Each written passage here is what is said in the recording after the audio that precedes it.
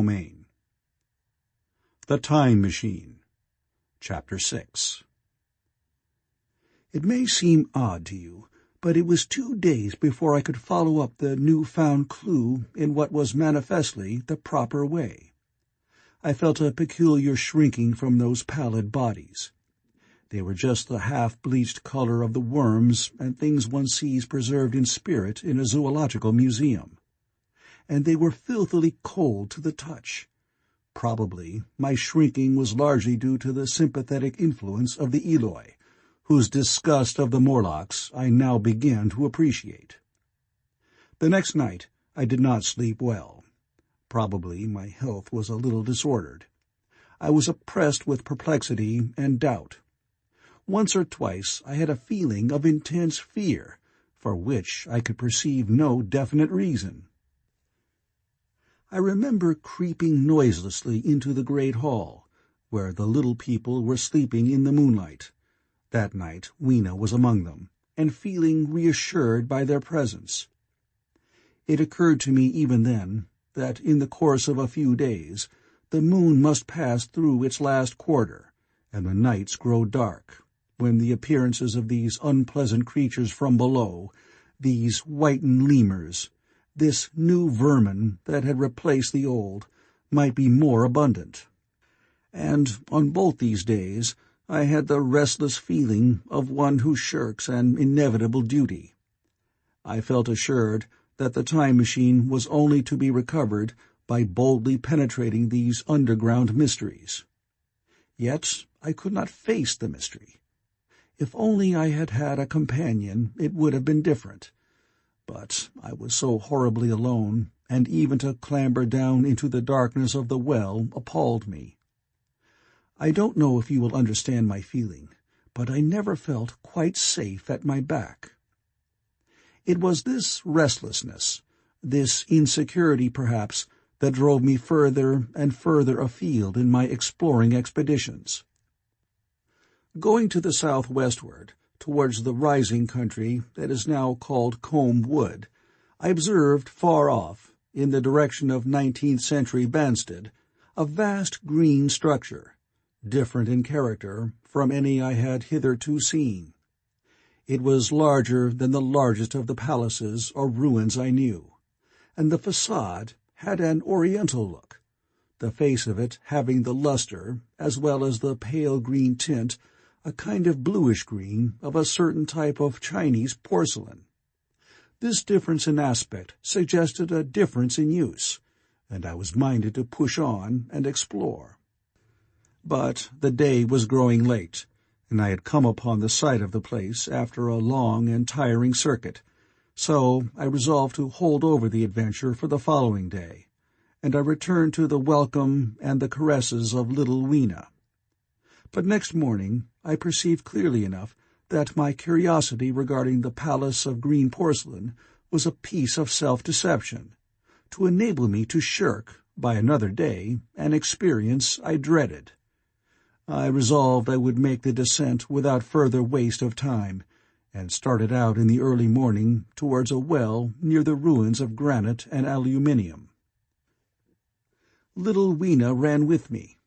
She danced beside me to the well, but when she saw me lean over the mouth and look downward, she seemed strangely disconcerted.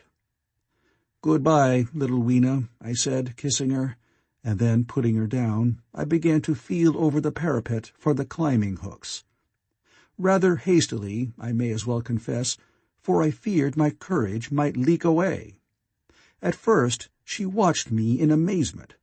Then she gave a most piteous cry, and running to me, she began to pull at me with her little hands. I think her opposition nerved me rather to proceed. I shook her off, perhaps a little roughly, and in another moment I was in the throat of the well. I saw her agonized face over the parapet, and smiled to reassure her. Then I clung to look down at the unstable hooks to which I clung. I had to clamber down a shaft of perhaps 200 yards. The descent was effected by means of metallic bars projecting from the sides of the well, and these being adapted to the needs of a creature much smaller and lighter than myself, I was speedily cramped and fatigued by the descent. And not simply fatigued. One of the bars bent suddenly under my weight, and almost swung me off into the blackness beneath. For a moment I hung by one hand, and after that experience I did not dare to rest again. Though my arms and back were presently acutely painful, I went on clambering down the sheer descent with as quick a motion as possible. Glancing upward, I saw the aperture, a small blue disk in which a star was visible, while little Weena's head showed as a round black projection. The thudding sound of a machine below grew louder and more oppressive. Everything save that little disk above was profoundly dark, and when I looked up again, Weena had disappeared. I was in an agony of discomfort. I had some thought of trying to go up the shaft again and leave the underworld alone. But even while I turned this over in my mind, I continued to descend. At last, with intense relief, I saw dimly coming up, a foot to the right of me, a slender loophole in the wall. Swinging myself in, I found it was the aperture of a narrow horizontal tunnel in which I could lie down and rest. It was not too soon. My arms ached, my back was cramped, and I was trembling with the prolonged terror of a fall. Besides this, the unbroken darkness had had a distressing effect upon my eyes. The air was full of the throb and hum of machinery pumping air down the shaft. I do not know how long I lay. I was roused by a soft hand touching my face. Starting up in the darkness, I snatched at my matches, and, hastily striking one, I saw 3 stooping white creatures, similar to the one I had seen above ground in the ruin, hastily retreating before the light. Living, as they did, in what appeared to me impenetrable darkness, their eyes were abnormally large and sensitive, just as are the pupils of the abysmal fishes, and they reflected the light in the same way. I have no doubt they could see me in that rayless obscurity, and they did not seem to have any fear of me apart from the light. But so soon as I struck a match in order to see them, they fled incontinently, vanishing into dark gutters and tunnels, from which their eyes glared at me in the strangest fashion. I tried to call to them, but the language they had was apparently different from that of the overworld people, so that I was needs left to my own unaided efforts, and the thought of flight before exploration was even then in my mind. But I said to myself, "You are in for it now," and feeling my way along the tunnel, I found the noise of machinery grow louder. Presently the walls fell away from me, and I came into a large open space, and striking another match, saw that I had entered a vast arched cavern, which stretched into utter darkness beyond the range of my light. The view I had of it was as much as one could see in the burning of a match. Necessarily, my memory is vague. Great shapes, like big machines, rose out of the dimness, and cast grotesque black shadows, in which dim spectral Morlocks sheltered from the glare. The place, by the by, was very stuffy and oppressive, and a faint halitus of freshly shed blood was in the air. Some way down the central vista was a little table of white metal, laid with what seemed a meal. The Morlocks, at any rate, were carnivorous. Even at the time, I remember wondering what large animal could have survived to furnish the red joint I saw. It was all very indistinct. The heavy smell, the big, unmeaning shapes, the obscene figures lurking in the shadows, and only waiting for the darkness to come at me again. Then the match burned down and stung my fingers and fell, a wriggling red spot in the blackness. I have thought since how particularly ill-equipped I was for such an experience. When I had started with the time machine, I had started with the absurd assumption that the men of the future would certainly be infinitely ahead of ourselves in all their appliances. I had come without arms, without medicine, without anything to smoke. At times I missed tobacco frightfully, even without enough matches. If only I had thought of a Kodak, I could have flashed that glimpse of the underworld in a second, and examined it at leisure. But, as it was, I stood there with only the weapons and the powers that nature had endowed me with, hands, feet, and teeth, these and 4 safety matches that still remained to me. I was afraid to push my way in among all this machinery in the dark, and it was only with my last glimpse of light I discovered that my store of matches had run low. It had never occurred to me until that moment that there was any need to economize them, and I had wasted almost half the box in astonishing the upper-worlders, to whom fire was a novelty. Now, as I say, I had 4 left, and while I stood in the dark, a hand touched mine. Lank fingers came feeling over my face, and I was sensible of a peculiar, unpleasant odor. I fancied I heard the breathing of a crowd of these dreadful little beings about me.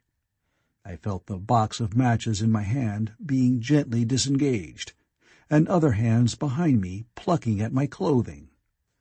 The sense of these unseen creatures examining me was indescribably unpleasant.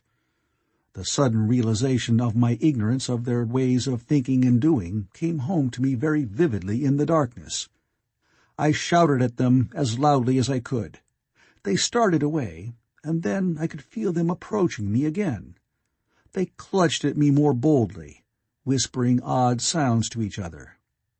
I shivered violently and shouted again rather discordantly. This time they were not so seriously alarmed, and they made a queer laughing noise as they came back at me. I will confess I was horribly frightened. I determined to strike another match and escape under the protection of its glare. I did so, and, eking out the flicker with a scrap of paper from my pocket, I made good my retreat to the narrow tunnel. But I had scarce entered this when my light was blown out, and in the darkness I could hear the Morlocks rustling like wind among leaves, and pattering like the rain as they hurried after me. In a moment I was clutched by several hands, and there was no mistaking that they were trying to haul me back. I struck another light and waved it in their dazzled faces. You can scarce imagine how nauseatingly inhuman they looked, those pale, chinless faces, and great, lidless, pinkish-gray eyes, as they stared in their blindness and bewilderment. But I did not stay to look, I promise you. I retreated again, and when my second match had ended, I struck my third. It had almost burned through when I reached the opening into the shaft. I laid down on the edge, for the throb of the great pump below made me giddy. Then I felt sideways for the projecting hooks, and as I did so, my feet were grasped from behind, and I was violently tugged backward. I lit my last match, and it incontinently went out. But I had my hand on the climbing bars now, and kicking violently, I disengaged myself from the clutches of the Morlocks, and was speedily clambering up the shaft, while they stayed peering and blinking up at me, all but one little wretch who followed me for some way, and well-nigh secured my boot as a trophy. That climb seemed interminable to me. With the last 20 or 30 feet of it, a deadly nausea came upon me. I had the greatest difficulty in keeping my hold. The last few yards was a frightful struggle against this faintness. Several times my head swam, and I felt all the sensations of falling. At last, however, I got over the well-mouth somehow, and staggered out of the ruin into the blinding sunlight. I fell upon my face. Even the soil smelt sweet and clean. Then I remember Weena kissing my hands and ears, and the voices of others among the Eloi. Then, for a time, I was insensible. End of Chapter 6.